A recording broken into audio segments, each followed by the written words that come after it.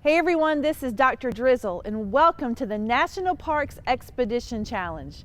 Today we're at Death Valley National Park in California, and I'm not really sure what we're near because this place is huge and we're sort of out in the middle of it. We're here today with our new friend Ranger Rhys. Ranger Rhys, thanks for having us here today. Absolutely, thanks for coming. Well, how did you get to this park? Tell us a little bit about your journey. Sure, so my Park Service career began in 2018, and I did not believe that I was going to be a park ranger growing up. I did a study abroad program in Mexico, and that was during my college years, and my professor was taking us around the Yucatan Peninsula, and he would just talk about the ecology and the Mayan civilization, and I thought, wow, my professor is getting paid to hike around and talk about nature. I would love to do that. So as soon as I got back to the States, I looked up internship opportunities within the National Park Service and just being in the outdoors. And I found an internship opportunity with the National Park Service, which brought me out to Mount Rainier National Park in Washington, all the way from Florida. So from one corner of the lower 48 to the other corner. And that progressed me through Death Valley National Park, Yosemite National Park, Big Cypress National Preserve, and the rest is kind of history. So here I am. So you're going to be here for a while. Yep, I'm here for at least a year. Do you have any aspirations of park hopping to more places? You know, I would love to visit other national parks. I'm not sure if I am ready to continue moving. I'm looking forward to staying planted in one park at this time and really diving deeper into the different resources. And when I say resources, I mean what is special about this place. So I'm really excited to learn more about Death Valley than what I've been able to accomplish in my previous seasons here in the park. Well, that leads us to our next question. So what is special? What do you already know about this place? So Death Valley is known as the land of extremes. So one of the hottest places on Earth, one of the driest places on Earth, and one of the lowest points in the world. It's actually the lowest point in North America. And so it's at 282 feet below sea level at Badwater Basin. And the park extends all the way up to over 11,000 feet of elevation at Telescope Peak. So Death Valley is known as this really unusual, special place. And one of my most favorite things about Death Valley is the night skies. It's an international dark sky park. So it has incredible opportunities to do some stargazing, to see the Milky Way galaxy here at night when it's a new moon or when the moon has set in the evening. So really, really wonderful experiences here. So Death Valley, the name kind of puts you off a little bit, but how amazing behind the name. There's so many things, including those dark skies, and we'll talk a little bit more about them. But let's talk a little bit about the flora and fauna, the plants and animals here. What can students find if they visit? Sure, so Death Valley, as ominous or as scary as that name sounds, there's a lot of life here in Death Valley. So we have lots of wildlife or animals. Most of them are nocturnal, which means that they only come out at nighttime. And some very popular wildlife that visitors might see here in our park include coyotes, the kit fox, different types of rattlesnakes like the sidewinder. We also have burrows and a really special fish called the pupfish. It's what we call endemic to the park, which means it can only be found here in Death Valley. So one of the species is known as the Devil's Hole pupfish, found in the part of our park which is located in Nevada, when most of Death Valley is located in California. As far as flora, we have a lot of different types of vegetation, really beautiful wildflowers that can bloom here, and different species of cactus or cacti. So if we get rains here in the fall, that might be a good indicator that we may have a spectacular wildflower bloom in the spring, but we need those rains to continue into the spring to kind of help support the life for those plants. Well, tell us about the climate here. So we know it's one of the hottest places, but just in general, what is it like? Yeah, so Death Valley, we're in what we call the rain shadow. So weather systems or clouds and storms will form over the Pacific Ocean, and as they're moving east across the country, those clouds will they'll move over different mountain ranges. So we have like the Coast Range, the Sierra Nevada, the Panamint Range. And as they move over these mountain ranges, they'll release some of that moisture in the form of precipitation, such as rain or snow.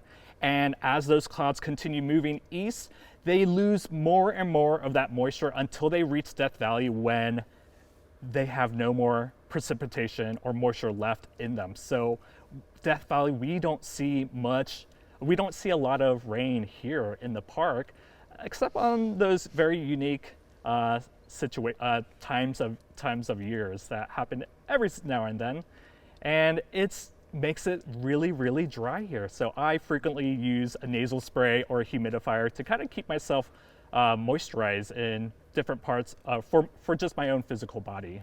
Well, that sort of makes me think about the hottest time. Have you been here during the hottest part of the year? I have not been here during the hottest time of the year, which would be during the summertime, but I am looking forward to it this upcoming summer when I will be living here, and I'm hoping to break some new records. So the record high temperature in the entire world was set on July 10th, 1913, here in Death Valley National Park. A record temperature 134 degrees Fahrenheit or 57 degrees Celsius.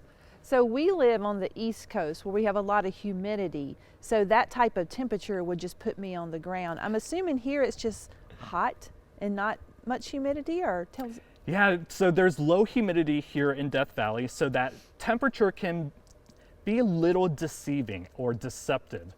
So because you're not sweating, you're not realizing how much moisture you're losing in your body. So it's really important that you stay hydrated and continue eating different salty snacks to keep your energy levels up.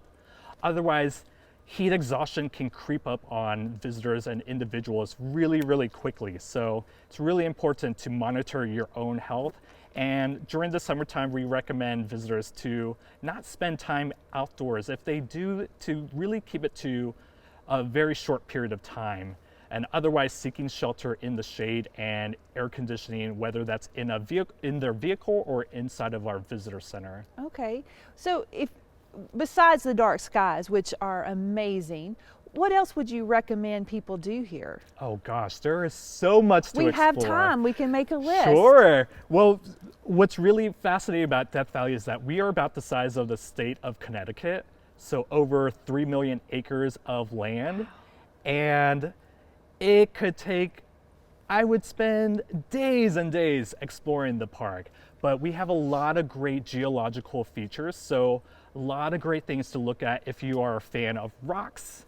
I am, and so is my grandson, yeah? Oliver. Excellent. Yeah, I went to school for geology, so this was a great place to really see the landscape, because there aren't a lot of trees that would cover up the rocks and the landscape here. So a lot of neat features, some signs of volcanoes, what we call alluvial fans, and different canyons to explore. We also have high country that you can explore with bristlecone pines, some of the oldest trees in the world. I also love to explore the sand dunes. I grew up in Florida, so being near sand and the beaches are very familiar territory to me. But our sand dunes are really fun to explore and sometimes to roll down. And if you have a sandboard, you can go sledding down some of our dunes. That sounds amazing. I also read that Death Valley is used as a backdrop for several movies. I saw some old movies that were filmed here. Have you seen anything since you've been here? Oh my gosh. I'm a big fan of Star Wars. So Death Valley is really well known for being the scene, or being a set, if you will, for many various scenes in Star Wars. So definitely, if you ever have an opportunity to download the National Park Service app, there is a guided tour for different locations for some of those scenes and movies. And that app is actually free, so kids could download that, and even if they weren't visiting in person, it's almost like a virtual visit to all the national parks. Absolutely, it's a great way to learn about the parks, Death Valley included, and as you said, it's free, so a great tool to have that's very mobile and transportable.